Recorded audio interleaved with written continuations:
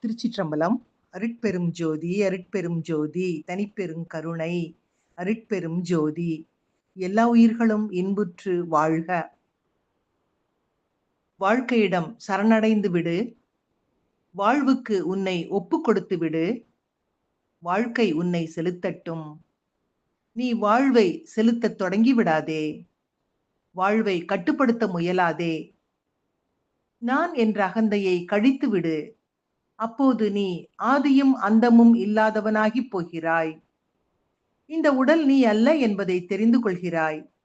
உடலைத் தாண்டி பிரபஞ்சத்துடன் விரிந்து கொண்டே போகிறாய். யாருமற்றவனாக எந்த அடையாளமும் இல்லாமல் இருந்துவிடு. அப்போது ஆதியும் அந்தமும் இல்லாத வாழ்வு உனக்குள் பிரவகிக்கும். அந்த நிலையில் உடலுக்கு வயதாகிப் போகும். ஆனால் உன்னுடைய உட்புரி என்றும் இளமையாகவே இருக்கும். இந்த முழுமைதான் உன்னை படைத்தது.